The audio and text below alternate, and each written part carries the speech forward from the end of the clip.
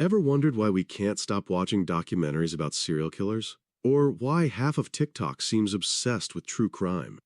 Why does something so horrifying feel strangely irresistible? Long before podcasts, documentaries, or viral TikToks, people sat around campfires telling stories about danger. The monsters, the killers, the ones who broke every rule. Those stories weren't just for entertainment, they were warnings, lessons, survival tools. From Jack the Ripper to Netflix binges, from fear to fascination, today we're unpacking the psychology behind our obsession with true crime. Where it began, why it keeps us hooked, and what it really says about us. Buckle up, because this episode might just make you question your own fascination with the dark side. The following podcast discusses real-world cases and psychological phenomena related to violence, crime, and media portrayals of those events. The content is presented for educational and informational purposes only, aiming to explore the psychological and cultural factors behind society's fascination with true crime. Some listeners may find certain topics, such as homicide, criminal behavior, violence, or real-life tragedies, emotionally distressing. Viewer discretion is advised. One of the most famous films ever made, The Silence of the Lambs, which actually won Oscars in all 5 major categories, perfectly reflects America's long-standing fascination with the psychology of serial killers. Over the years, these figures have become dominant icons in American pop culture. They don't just evoke fear or disgust, they also spark deep curiosity and, for some, even a strange sense of connection. But why are people so captivated by stories about serial killers? Let's start from the beginning. The roots of this obsession trace back to the late 19th century. It all began with Jack the Ripper, whose crimes in the streets of London's Whitechapel district in 1888 shocked the world and captured the public's imagination. A few years later, in 1894, America had its own version of this dark fascination, when the case of H. Holmes came to light. Holmes built a mysterious hotel in Chicago, later nicknamed the Murder Castle, where he carried out his crimes. Then, in the 1950s, another case deepened this cultural fixation, that of Ed Gein from Wisconsin. His story inspired the novel Psycho and Alfred Hitchcock's iconic film adaptation. That moment marked a turning point, a real-life criminal inspiring a fictional character, and transformed killers into a kind of dark celebrity in the media landscape. Still, for decades, there wasn't a clear understanding of what motivated people like this. It wasn't until the 1980s that the FBI began to develop modern profiling techniques and psychological frameworks to study these behaviors. That shift fueled a massive wave of public interest and media portrayals that continue to this day. And, of course, no discussion of this topic would be complete without mentioning Ted Bundy. He became one of the most infamous faces associated with this phenomenon, not just because of the severity of his crimes, but because of the stark contrast between his appearance and his actions. He was intelligent, charming, and outwardly ordinary, which made the reality of his crimes all the more shocking. That contradiction, between the mask of normality and the darkness beneath, has become one of the defining elements of why people find serial killers so disturbingly fascinating. Another major factor that fueled public anxiety and the growing obsession with true crime was a statement made by the FBI in the 1980s. They announced that, at any given moment, there were dozens of active serial offenders operating across the United States. This shocking revelation captured the nation's attention. Law enforcement agencies and the media recognized just how powerful that fear was, and they used it. Massive government funding was poured into new crime-fighting initiatives, while media outlets, filmmakers, and authors seized the opportunity to create content that tapped into that collective fascination and fear. This was the moment when true crime really became a cultural phenomenon, a wave of books, TV shows, films, and even merchandise centered around one powerful theme: true crime. The phenomenon of romanticizing serial killers isn't new. It actually dates back to the late 1970s and 1980s, during the media frenzy surrounding Ted Bundy's trial. Bundy's case sparked not only fear, but also a strange kind of fascination, and for some, even attraction, that continues to this day. This kind of response can be linked to something psychologists call morbid curiosity, a natural human tendency to be intrigued by things that are dark, dangerous, or taboo. In modern times, this phenomenon has found a new home on social media. Platforms like TikTok have shown countless examples of users expressing sympathy for certain criminals based purely on appearance. One case that stood out was that of Cameron Herron, an 18-year-old that caused a fatal car accident by reckless driving, which took the lives of a mother and daughter. He received a 24-year prison sentence, but after videos of him went viral, fans online began calling for a lighter punishment, arguing that he was too cute to be in prison. This modern digital romanticization shows how public perception can easily blur the line between empathy and idealization, especially in an era where image and emotion spread faster than facts. So why are we drawn to things that scare or disturb us in the first place?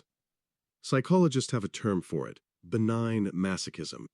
Coined by psychologist Paul Rosen, it describes the uniquely human tendency to enjoy experiences that feel unpleasant or dangerous, as long as we know we're actually safe. Think about it. We love spicy food, roller coasters, horror movies, or true crime documentaries. These things trigger fear or discomfort, but in a completely controlled environment.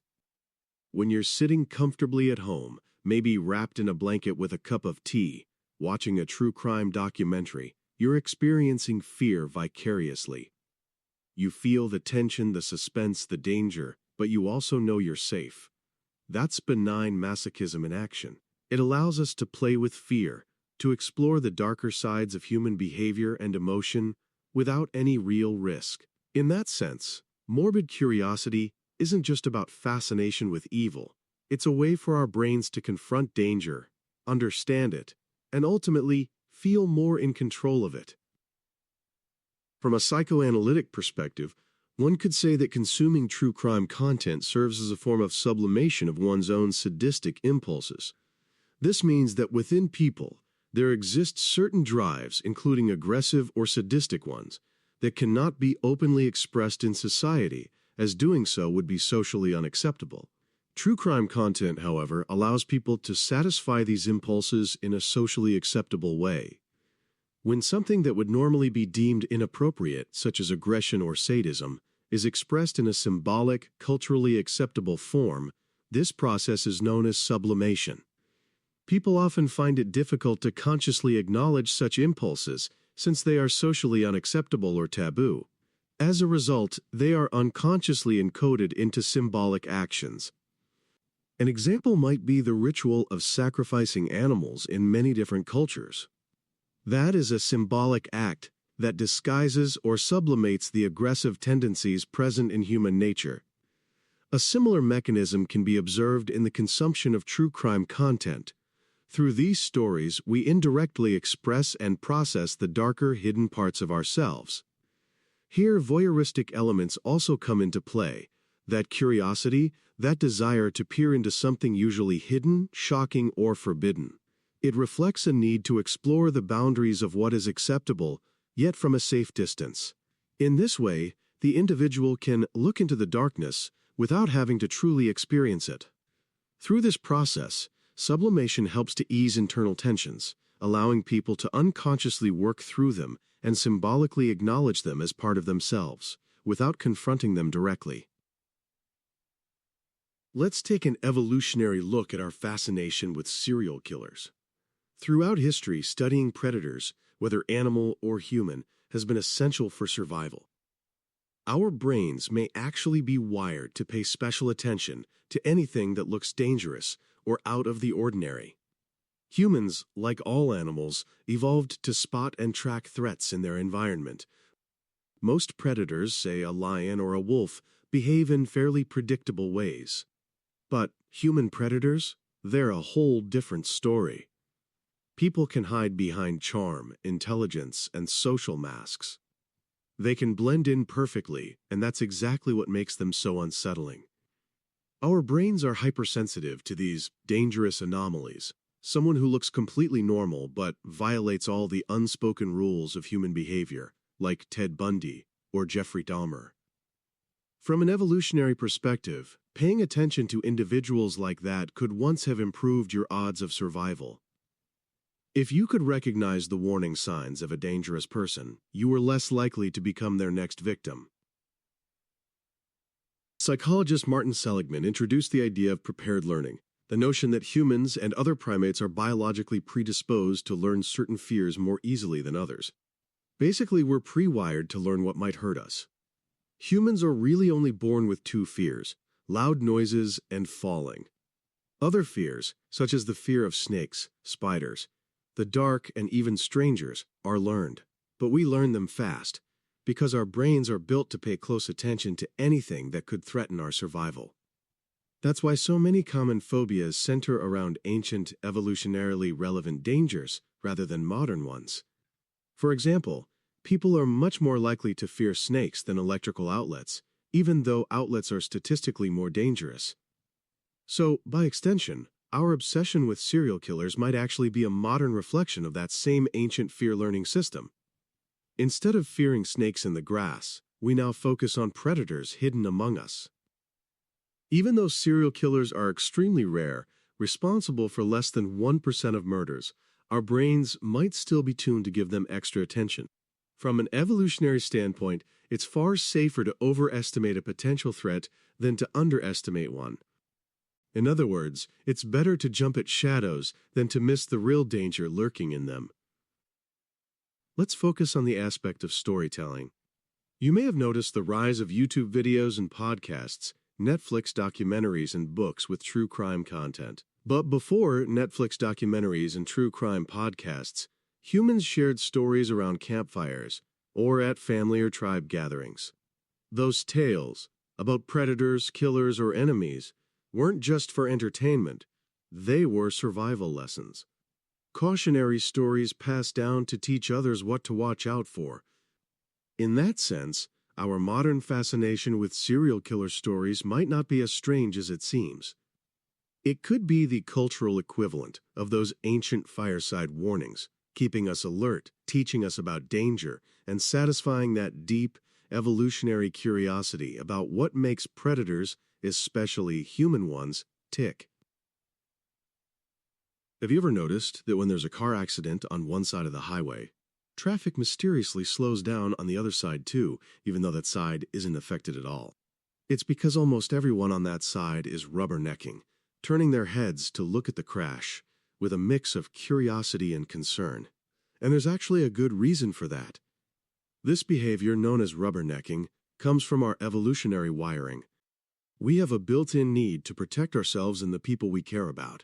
So when we see or sense danger, our brains automatically tell us, look at that, make sure you're safe. Even though we consciously know that the accident across the road doesn't affect us, our ancient survival software still kicks in. It says, look, that could be you. Our brains are programmed to zoom in on threat, even rare ones, to learn, prepare, and reassure ourselves that we're safe. So while one part of our brain knows we're fine, the automatic survival system still wants information. What happened? Could this happen to me? And how can I avoid it next time? Interestingly, this mechanism could explain why so many people are fascinated by true crime or serial killer stories. Both involve paying intense attention to rare, extreme forms of danger that don't directly affect us, but still trigger our survival instincts. Back in our ancestral environment, ignoring a strange sight, like a dead body, unusual movement, or strange noise, could mean death. Taking a moment to look, even if it slowed you down, was safer. That's why humans naturally give more attention to negative information than to neutral or positive things, because negative cues were often critical for survival. This reflex is deeply rooted in our nervous system. As Sokolov noted back in 1963, our brains automatically redirect attention to anything novel, unexpected, or potentially threatening, like a car crash or any sign of danger. Now here's another fascinating angle. Statistics show that women consume far more true crime content than men. In the animal kingdom, there's often a striking difference between males and females. Think of peacocks or colorful male ducks. Males are usually the ones with bright colors and dramatic displays because they need to attract mates and compete with rivals. Females, on the other hand, tend to be less colorful. Their more muted appearance helps them blend into the environment, which is crucial for protecting themselves and their young from predators. Evolution shaped this difference. Males could afford to take risks to show off. Females needed to stay cautious and hidden to protect themselves and their young. Humans, of course, don't rely on camouflage, but women may have evolved other protective mechanisms. One of them could be the tendency to be drawn to true crime stories. While animals evolved to hide from danger, humans evolved to understand it. Consuming true crime can act as a safe form of preparation, a way to learn about violence and danger without facing it directly. By watching or listening to these stories, women might be subconsciously training themselves, learning to recognize warning signs, detect threats, and avoid dangerous situations in real life. So in a way, our modern camouflage is knowledge. Knowing which places to avoid, what signals to look for, and which red flags to recognize can literally be life-saving. Of course, this doesn't apply to everyone, but it's an interesting theory that helps explain what the statistics seem to show. Now let's talk about another interesting but morbid aspect. Serial killers are sometimes treated like celebrities. In a way, it's similar to how we form parasocial relationships. Those are the one-sided emotional connections we develop with public figures, like actors, musicians, or influencers. People consume so much media about killers, such as documentaries, interviews, and movies, that they start to feel like they know them. Some people even take it a step further, wanting to be as close as possible to these dark celebrities. There are countless examples of this, from writing love letters to convicted murderers, to advocating for their release, to collecting what's called murderabilia, items connected to famous killers. You can actually buy paintings made by John Wayne Gacy while he was awaiting execution, a brick from the building where Jeffrey Dahmer committed his murders, or even a lock of Charles Manson's hair. Then there's Ted Bundy, infamous not only for his crimes, but also for his unsettling charisma. During his trial and even in prison, he received countless love letters from women who saw him as some kind of dark, misunderstood figure. And in the age of the internet, this fascination hasn't disappeared. It has just moved online. There are even fan clubs and Tumblr communities that romanticize serial killers, treating them like celebrities rather than criminals. Here's one disturbing example that ties into celebrity culture in a very unexpected way. The case of Shay Groves, a 27-year-old woman who unalived her 25-year-old boyfriend, Frankie Fitzgerald, in 2022. She took his life inside her home in Hampshire, England. Now, here's where it gets intertwined with our topic. Major news outlets like The Guardian and the BBC ran with a striking label. They both called her a serial killer fan. So that became the focus. Not just the crime, but her obsession with serial killers. But why was that detail so important in her case? Well, after her arrest, police searched her bedroom and made a chilling discovery. The walls were covered with framed photos of infamous killers like Myra Hindley, Jeffrey Dahmer, Ted Bundy, and Peter Sutcliffe. She also had books about criminals, including one on the notorious prisoner Charles Bronson. So this wasn't just a casual interest in true crime. This was idolization. She had elevated these violent criminals to celebrity status, displaying them like posters of pop stars in her personal space. That crosses a line from curiosity into glorification. Now, for most people, serial killers spark curiosity because their actions are unnatural, disturbing, and morally wrong. They represent a dark deviation from society's norms, fascinating in a deeply negative way. But for Shay Groves, those same traits seem to give these killers a twisted form of glory. Their violence made them worthy of admiration in her eyes. According to psychology, glorifying violent role models can lead to moral disengagement, a psychological process that allows people to justify or ignore the immorality of violent acts. It lowers the internal barriers that would normally prevent someone from crossing that line. In Shay's case, this distorted admiration may have acted like a lens, reframing violence as not just acceptable, but powerful, even aspirational. And that mindset, it likely played a role in her own horrific act. Another factor to consider in her case is something known as the copycat effect. That's the idea that true crime content might not just inform, but inspire imitation. Psychologist Albert Bandura, who pioneered social learning theory, explained that humans are social creatures. We learn by watching others. So when someone repeatedly consumes stories about violent individuals, there's a risk, especially if that person is already vulnerable or predisposed, that they might mimic what they see. Now, obviously, most fans of true crime never go on to commit crimes. For the vast majority, it's just morbid curiosity or even a way to feel safer by understanding danger. But Shay Groves wasn't most people. She already showed signs of violent tendencies. She collected knives and axes. She also kept a dagger, the same weapon she would later use to take the life of Frankie Fitzgerald. That suggests a readiness, or at least a comfort, with the presence of violence in her daily life. And here's where things get more complex.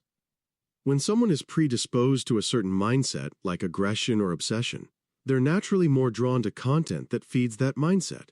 The more they consume, the more it reinforces those beliefs or desires. It's a feedback loop.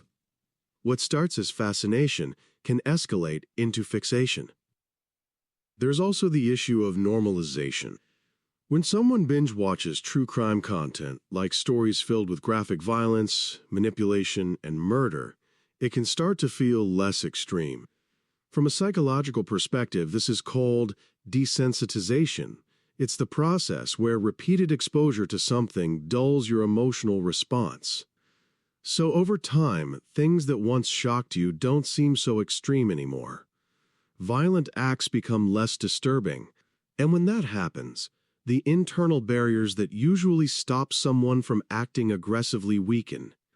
Another theory worth mentioning here is cultivation theory, developed by George Gerbner. It suggests that long-term exposure to media, especially media filled with violence, can shape and even skew how people see the world. If violence is portrayed often enough, it can start to seem normal, even like an acceptable way to solve problems. So in Shay's case, her obsession with serial killers, her predisposition toward violent fantasy, and her constant exposure to violent content may have created a mental environment where violence wasn't just normalized, it was empowered. Circling back to the fact that our media is absolutely overflowing with true crime content, we got to talk about something called the mere exposure effect. The mere exposure effect helps explain why people can become obsessed with serial killers.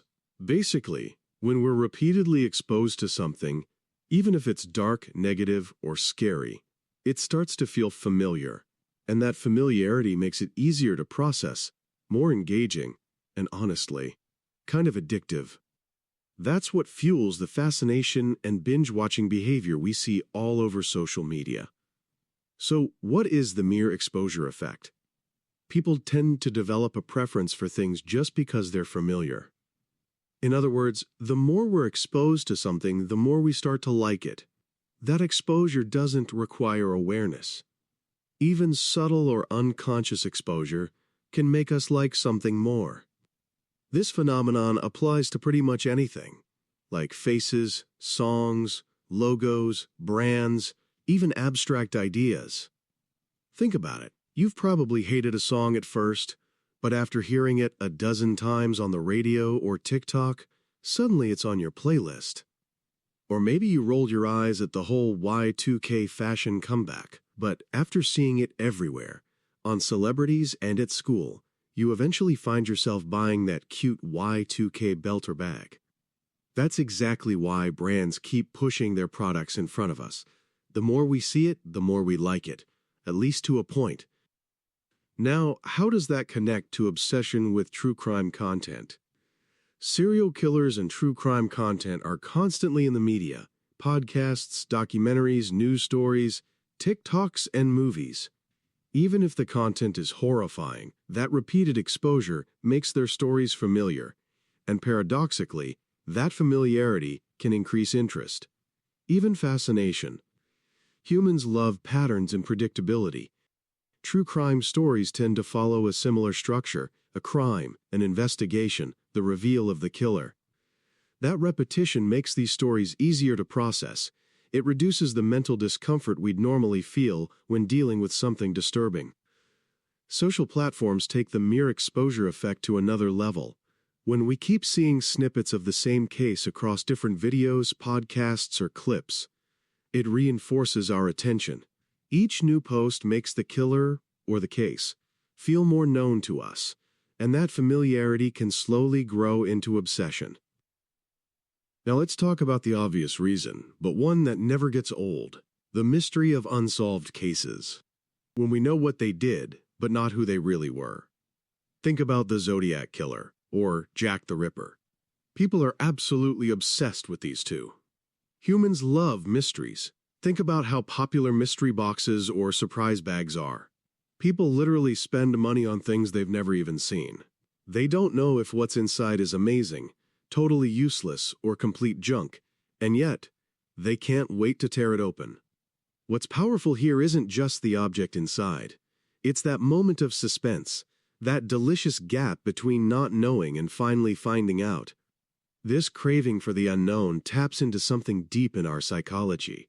Our brains are wired to seek information and resolve uncertainty. When there's a gap between what we know and what we don't, we experience what's called the curiosity gap, a concept first described by psychologist George Lowenstein. That gap creates tension. It's uncomfortable not to know, and so our brain pushes us to fill it. Solving a mystery feels like scratching an itch you didn't even realize you had. So in the context of our love for mystery, we need to talk about dopamine.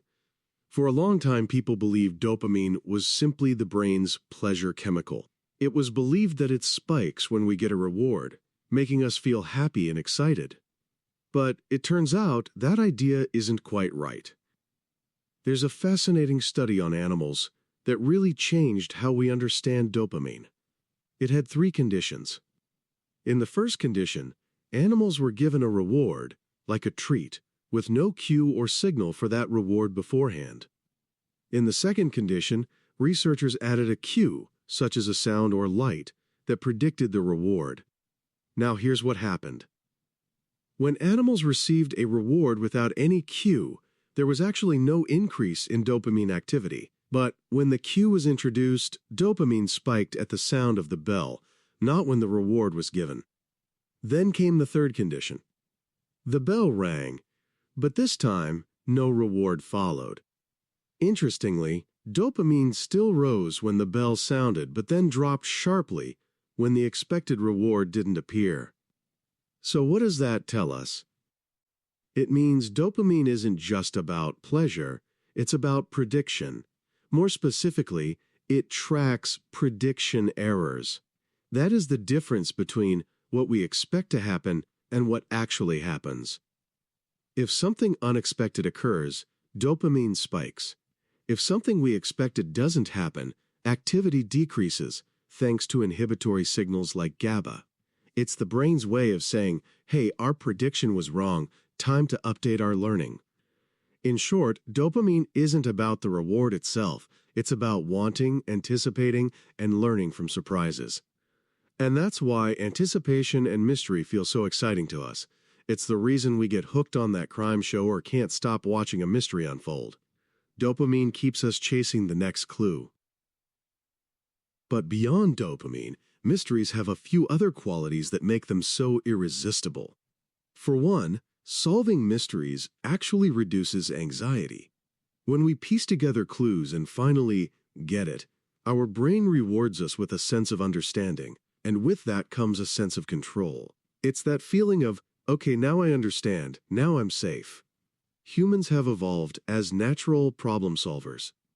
Our survival once depended on spotting patterns in the world around us, like figuring out which berries were poisonous or which footprints belonged to a predator.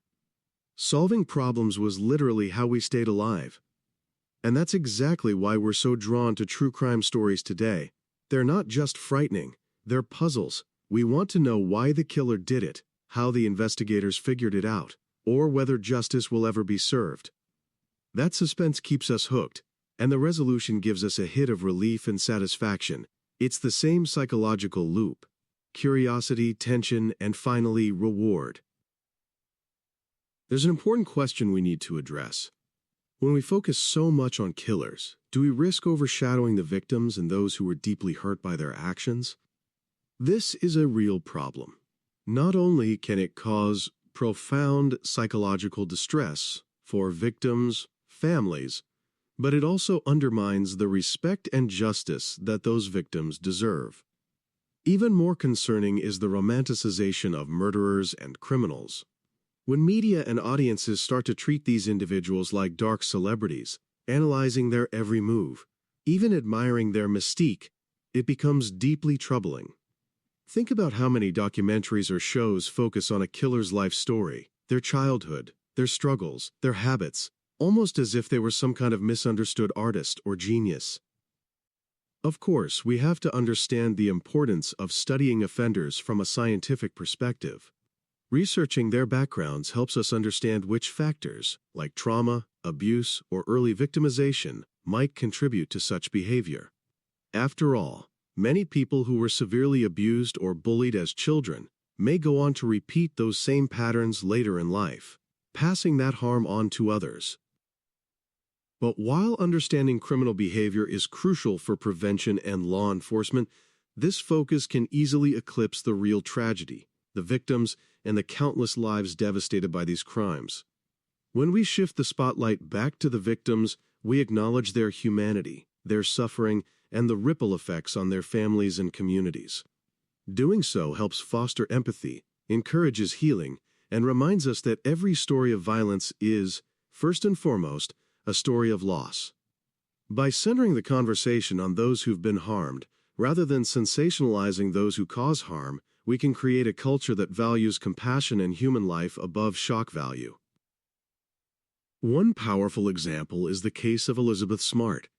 Documentaries about her story often focus on the investigation, her family's emotions, and their long fight for justice. They also highlight Elizabeth's life after the ordeal, her strength, her advocacy, and her activism. It is unfortunate that too often the spotlight falls on the perpetrator, turning them into a kind of dark celebrity who receives the very attention they don't deserve. That's why more true crime documentaries and videos should focus on the victims and their families, their stories, their struggles, and their resilience.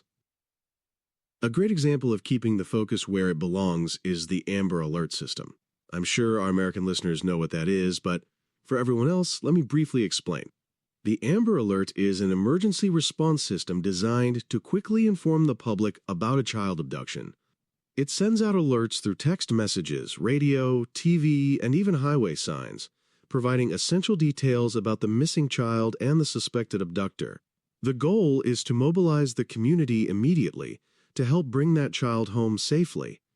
What's so powerful about this system is that it centers on the victim and the urgent need to protect their life. It doesn't sensationalize the criminal. Instead, it channels attention and energy into action, compassion, and community awareness. The system was created in memory of Amber Renee Hagerman, a 9-year-old girl from Texas who was abducted in 1996 while riding her pink bicycle in an abandoned grocery store parking lot. Her younger brother had gone home ahead of her, and when he returned with their grandfather, only Amber's bicycle was left behind. A neighbor witnessed the abduction and immediately called 911, but despite intensive efforts to find her, Amber's body was discovered 4 days later in a creek behind an apartment complex. She had suffered severe injuries, and tragically, her case remains unsolved.